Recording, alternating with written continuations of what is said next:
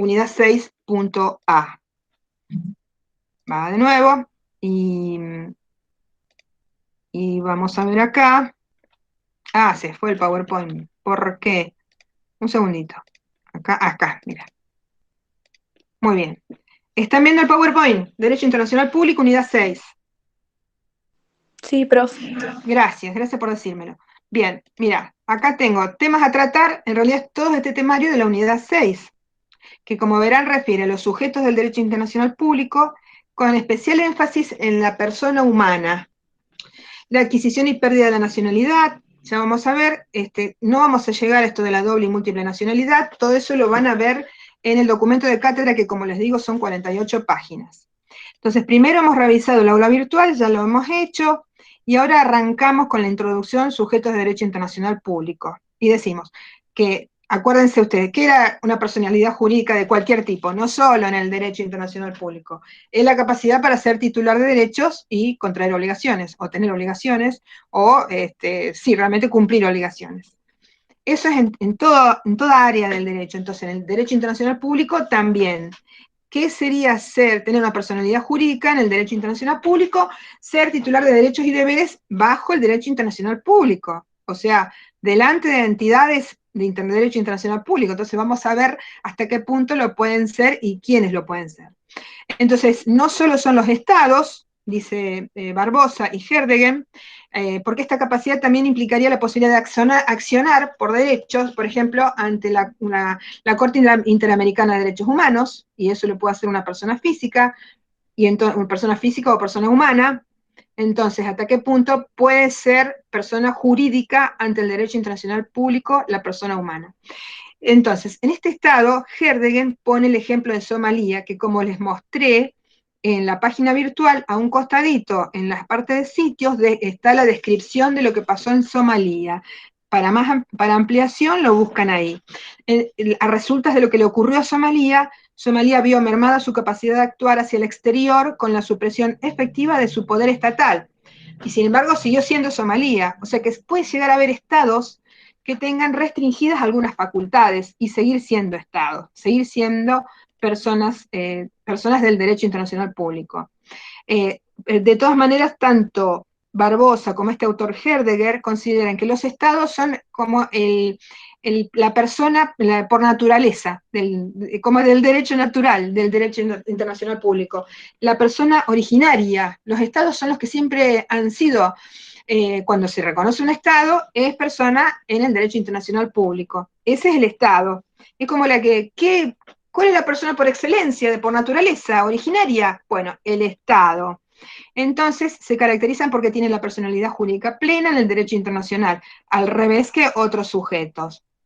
Pero parece ser que se ha ido desarrollando el derecho internacional público, sobre todo a fines del siglo XIX, principios del siglo XX, se ha ido ampliando el círculo de los sujetos y han surgido organizaciones internacionales, que solo pueden ser consideradas sujetos de derecho internacional público en determinadas condiciones. Por definición y por tradición, se han considerado sujetos de derecho internacional que no se han Estado a la Santa Sede, aunque ahora sí es un Estado, pero en la época, aunque no era Estado, la Santa Sede también se lo consideraba, se lo merituaba, se le hacía acordadas, hacía acuerdos, así que participaba como un sujeto de derecho internacional público. La Orden Soberana de Malta no es un Estado y es un sujeto de derecho internacional público. El Comité de la Cruz Roja no es un Estado y es un sujeto del derecho internacional público. Entonces, ahora vamos a analizar los casos de personalidad jurídica en el derecho internacional público que no son estados. ¿Qué casos hay? Este es el caso que me encanta, que es el caso del individuo, porque, o sea, el individuo, es decir, la persona humana, la persona que en el Código Civil y Comercial llamamos persona humana, antes se llamaba persona física, el ser humano. Entonces, el ser humano, o no solo el ser humano, ahora pensemos, no es solo la persona física, también puede ser la persona jurídica privada, pero que no es una ONG y no es un organismo internacional formado por varios estados, sino que es una persona de derecho privado. Bueno, este es el individuo. Tiene un gran significado para los recientes desarrollos del derecho internacional, el reconocimiento de derechos propios, derechos humanos y también deberes de individuos. y esto implica que el ser humano individual como titular de derechos deja de estar siempre mediatizado por el Estado. ¿Qué es lo que pasa? Les cuento con la Corte Internacional de Justicia de La Haya, donde ahí todos los reclamos tienen que ser desde un Estado y contra un Estado. Siempre, y si hay algún problema que surgió a causa de una empresa o a causa de una persona física adentro de ese Estado, entonces un Estado le reclama al otro Estado y ese Estado a su vez tendrá que tomar sus recaudos y sus consecuencias contra esas personas. Siempre entonces los individuos están mediados por los Estados. En la Corte Internacional de Justicia, la que está en La Haya. Y no ocurre eso con la Corte Interamericana de Derechos Humanos, donde ahora, en estos momentos, nosotros podemos, pero con un montón de recaudos también, pero sobre todo un montón de formalidades y bueno, y mucha experticia de los abogados que intervengan, podemos llegar a reclamar contra un Estado una indemnización por haberse violado derechos humanos propios. Y entonces ahí ya vemos que los individuos tienen derechos, pueden reclamar cosas. Y supongamos que resulten derrotados en esos reclamos, supongamos, podrían ser cargados en costas y tendrían que pagar las costas. Entonces ven que no solo tienen derechos, sino que podrían surgir obligaciones internacionales de esos individuos. Eso en la Corte Interamericana de Derechos Humanos, que sería un avance del derecho internacional público. Bueno, entonces, ¿dónde estaba yo? Acá. Entonces, hablamos de los individuos. Otro sujeto que propende a ser sujeto de derecho internacional público serían determinados grupos que pueden surgir, ¿ves? Que en determinado momento se plantea que este grupo tiene que ser respetado por sus antecedentes, su historia, las minorías étnicas y sus miembros. Grupos de poblaciones como las minorías étnicas y sus miembros a veces pueden tener alguna protección de derecho internacional. Por ejemplo, que sea un convenio en un determinado lugar, pero se establezca expresamente, un convenio, por ejemplo, entre dos estados, y se establezca expresamente que se debe respetar los antecedentes de las minorías étnicas presentes en ese lugar. Y ahí no se va a hablar de un individuo, no se va a hablar de un estado, no se va a hablar de una provincia, se va a hablar de ese grupo étnico, qué sé yo, el grupo Huichi que está en la zona de Formosa, el grupo Huarpe que está en la zona de San Luis, San Juan y Mendoza. Entonces las minorías étnicas en algunos casos pueden ser mencionadas y se les puede generar derechos a la luz de los tratados internacionales y ahí pasan a ser sujetos de derecho por ese rato y para ese fin. Después también se menciona en estas obras los movimientos de liberación territorial, que sería la misma situación que las minorías étnicas. Esto fue utilizado para estabilizar algunos regímenes de facto ¿qué es lo que pasó en las Provincias Unidas del Río de la Plata? Que durante un periodo, en la época del 2010, al 2000, estoy en otro lado, ¿va? En 1810 a 1816, bueno, era un montón de rebeldes, hasta que alguien no los reconociera internacionalmente. Entonces, si alguien los reconocía internacionalmente, se iba a tener que reconocer como un movimiento de liberación territorial, tal vez. O todavía a lo mejor no se lo reconocía como un país como tal, podían llegar a reconocerse como un movimiento de liberación, que es propio de las etapas de descolonización. Después, estos autores traen este ejemplo, miren, el de la Organización de Liberación Palestina, la OLP, eh, pero está hablando del año 74, porque todo esto me parece que es previo a que después se definieran los límites de Cisjordania y la Franja de Gaza. Pero en esa época estaba la OLP y dice que las Naciones Unidas, antes de 1974, en 1974, les reconocieron un estatus de observador. Entonces le dan derecho a observar y a realizar observaciones y manifestaciones. Algún derecho se le da, no todo el derecho propio de un Estado, pero algún derecho se le da. Mientras se le dé algún derecho, se le está dando carácter de persona de derecho internacional público, aunque sea parcial. Entonces, además a los estados de la ULP en forma individual se les reconoce un estatus, o sea, los que lo representaban, se les reconoce un estatus cuasi diplomático. Después, en los territorios ocupados por Israel en 1967, en Cisjordania y en la Franja de Gaza, después obtuvieron un estatus de derecho internacional con fundamento en especiales acuerdos entre Israel y la ULP. Les digo porque esto es reactual por lo que está pasando en Israel, que me parece que ahora están en un parate temporario, pero miren el camino recorrido, ¿no? De que que por un tiempo la ONU le reconoció a la OLP un estatus de observador, unos derechos, o sea, un derecho como persona, derecho internacional público, aún sin que no llegara a ser una persona, que no llegara a ser un Estado. Bien, y acá pone los fundamentos, de dónde sacan esas, porque a mí no me gusta poner la noticia y no decir de dónde lo saco, porque hasta a mí me pasa de que después digo, ¿y esto de dónde lo saqué? Bueno, acá lo pongo. La Declaración Fundamental de Israel y la OLP sobre el Acuerdo Interno para la Autoadministración en 1993 y otros convenios. Otros casos de sujetos de derecho internacional público que no sean estados, destinatarios no estatales de resoluciones del Consejo de Seguridad. Así que el Consejo de Seguridad puede dictar resoluciones y ordenar cosas que sean obligatorias, pero los destinatarios no son estados. Entonces dice, una cuestión que no se aclaró aún, en qué medida los destinatarios no estatales, podría ser una ONG internacional, se clasifican como sujeto de derecho internacional limitado. Podría entenderse que se convierten en, en sujetos de derecho internacional con la imposición de reglas de conducta, cosas que pueden hacer, que no pueden hacer, límites. Para la doctrina moderna del derecho internacional público es más importante analizar que existen esos derechos y deberes y no que se los declare formalmente, bueno, si vos te pongo te bautizo, que sos persona jurídica. Bueno, si ya tenés derechos y deberes, ya sos cuasi persona jurídica de derecho internacional público. Entonces ahora vamos a analizar, hay dos clasificaciones básicamente en nuestro documento de cátedra. Una de las clasificaciones es personalidad de derecho internacional público, limitada e ilimitada. Ilimitada serían los estados. Recuerden que el estado es la persona de derecho internacional público por excelencia, la que surge así de la nada, por el hecho mismo de serlo.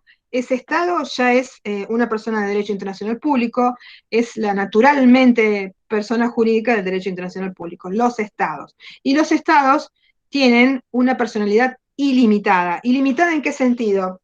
Que no están sometidos a restricciones en cuanto al ámbito de se acuerdan su soberanía territorial, lo que podían y dejar y no podían hacer en el ámbito de su territorio. En ese aspecto, los estados como tales, si son un estado, no, qué sé yo, no un grupo, tienen facultades ilimitadas.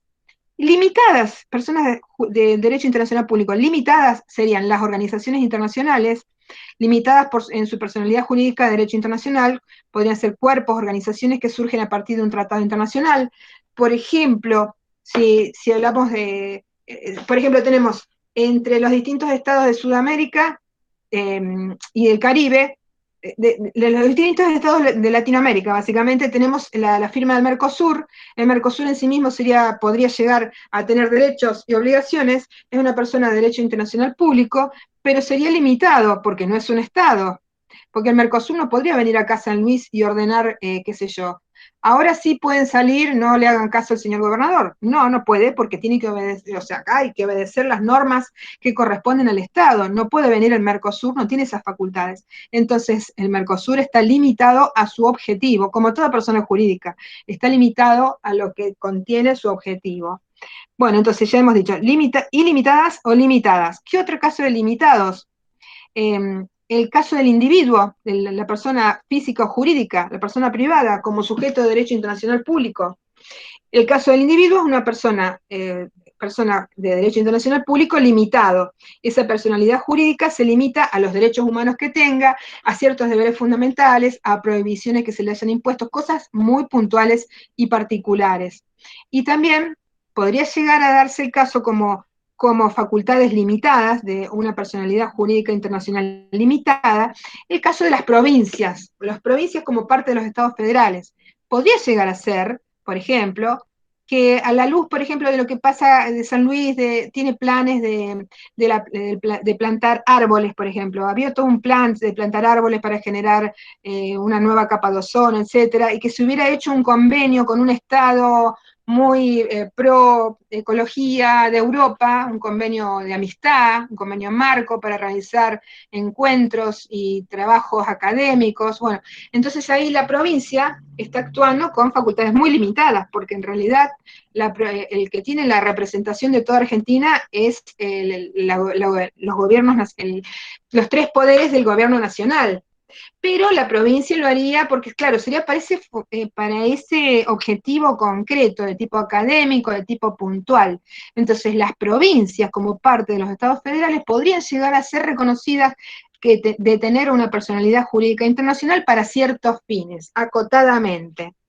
Bien, pasamos al punto 4, personalidad de derecho. ¿Se acuerdan que recién hablamos de personalidad limitada e ilimitada? Ahora hablamos de personalidad de derecho absoluta o relativa. Y acá no se refiere otra vez a que sea mucho o poco su personalidad, sino que se refiere como pasa en el derecho real.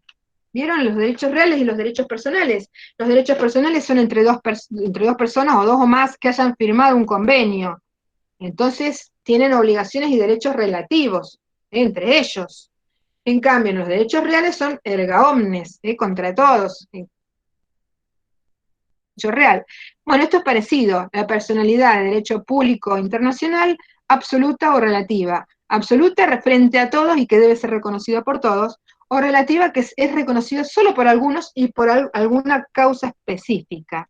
Entonces, acá se los aclaro, acá no estamos hablando de la extensión de las facultades de ese sujeto de derecho internacional público, sino de las personas contra las cuales puede hacer valer sus derechos o que le reconocen sus derechos. La oponibilidad, erga omnes o no.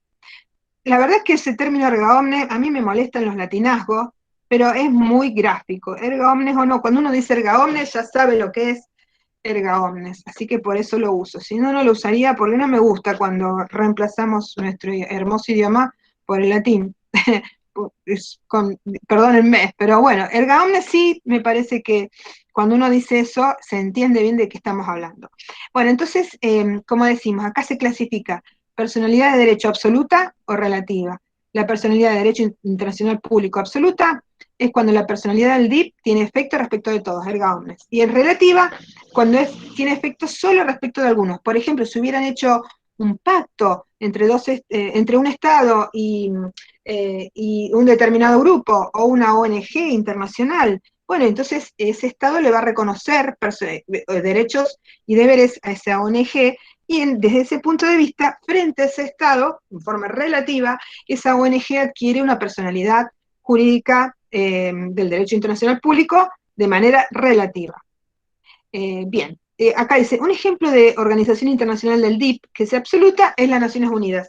Según Barbosa también lo dice, entre las organizaciones internacionales, solo las Naciones Unidas gozan de personalidad absoluta de derecho internacional en la totalidad de la comunidad de los estados, porque si no, en realidad, solo van a tener, las Naciones Unidas en realidad solo tendría personalidad jurídica frente a quienes la firmaron, y quienes no la integraron, habría que ver cuáles, esas personas podrían decir, yo no reconozco a las Naciones Unidas, para mí no es persona jurídica. Y sin embargo, a la altura en que está en este momento el derecho internacional público, las Naciones Unidas tienen una personalidad jurídica de derecho internacional que es absoluta, no se puede negar esa personalidad. Eso es lo que afirman estos autores. En este momento, como estoy llegando al punto 5, voy a dejar de grabar y vuelvo a grabar. Permítanme un segundito. Bien, y vuelvo acá. Aquí detengo la grabación, porque después saben que si tengo que subir toda la grabación,